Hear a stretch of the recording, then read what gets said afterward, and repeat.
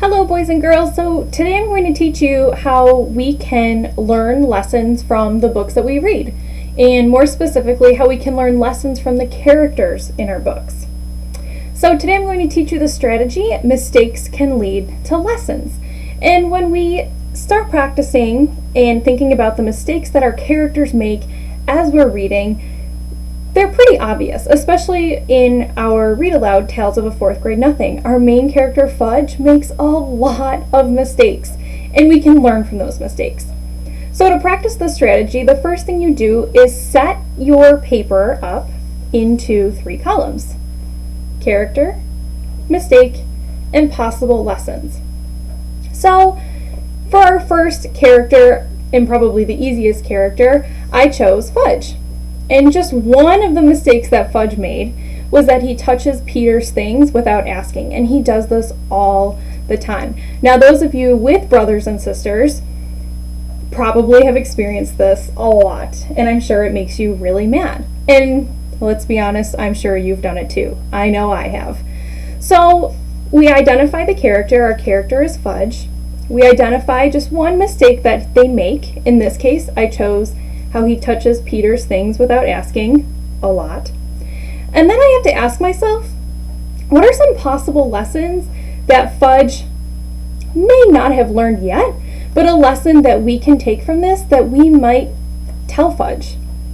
So after thinking about that, thinking about how he touches Peter's things without asking, a possible lesson that he might learn, or that we hope he learns, is to always ask before you touch something that's not yours. And I think that applies to almost anything in the world. It doesn't have to be a sibling. It can be a stranger or somebody's dog when you're walking outside. Another lesson that we might learn from always touching things without asking is to be respectful of other people's property. Again, you want to be mindful that you know that it's not yours and you know that it's theirs, and you want to be respectful of that.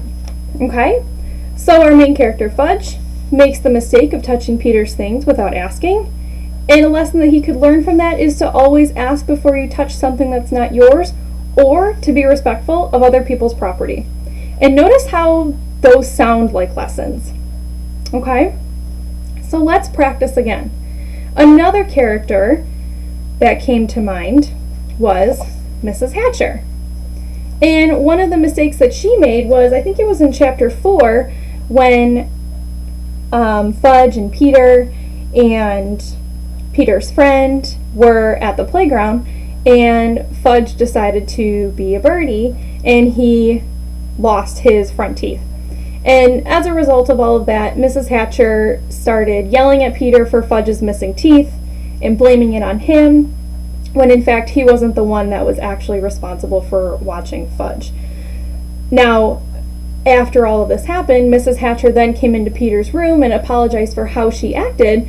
So I think some good lessons that we can take from this, or from that experience, was to always think before you act. And that's a pretty popular lesson. Another lesson that we could learn from this is to try and put yourself in someone else's shoes. I bet she didn't think about how Peter might be feeling in that situation, but when she came to apologize to him that night, she probably took some time to put herself in his shoes and realize what he was feeling, which is what prompted her to apologize. All right, so step 1, you set up your page in 3 columns: character, mistake, possible lessons. You start with a character. In this case, I did Fudge and Mrs. Hatcher. You identify a mistake that they made, and then you think about, what are some lessons that we can learn from this mistake, or that you might give to that character as advice? Okay? So, as you practice this, I'm going to give you some tips.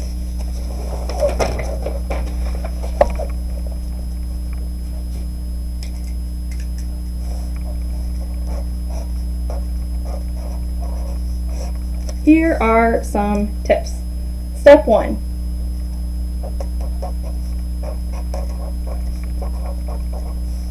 Think about what mistakes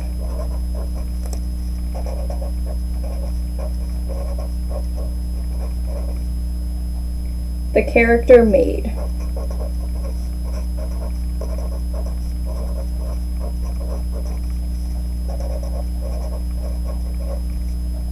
Okay. Step 2.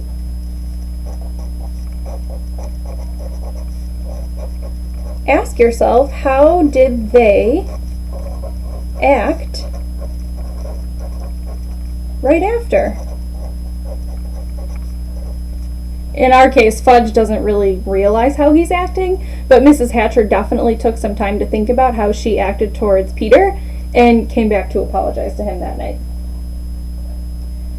Step 3, ask yourself,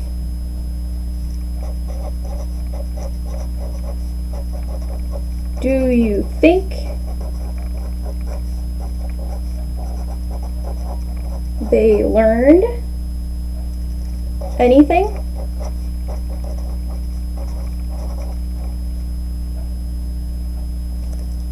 And finally, if so,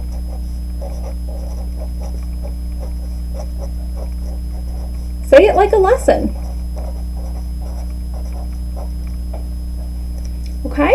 So, going back to our possible lessons learned from Fudge and Mrs. Hatcher, we talked about how you should respect people's things and how you should think before acting and to put yourself in someone else's shoes. These are all lessons that we've learned and heard as we get older, and they certainly sound like lessons. They're certainly familiar. So any of the possible lessons that you come up with as you practice should sound like a lesson. Say it like a lesson. So while you're practicing, you're going to take a second to grab a sheet of paper. And if you need to pause the video right now to grab that sheet of paper, go ahead and do that.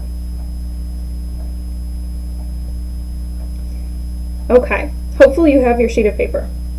So you're going to take your sheet of paper and you're going to divide it into 3 columns. You can make a trifold like I did, or you can just draw 2 lines to make 3 columns. And to set yourself up, you're going to label each column character, mistake, possible lessons, just like we did on our practice page. Okay? Then you're going to take a character. If you'd like to practice with Tales of a Fourth Grade Nothing, like I said, Fudge is a great character who makes plenty of mistakes that we can learn from. So you could try it out with Fudge and identify another mistake that he made. Or you can try it out with a character from your own book with a mistake that they made. Okay? So you have plenty of room to practice.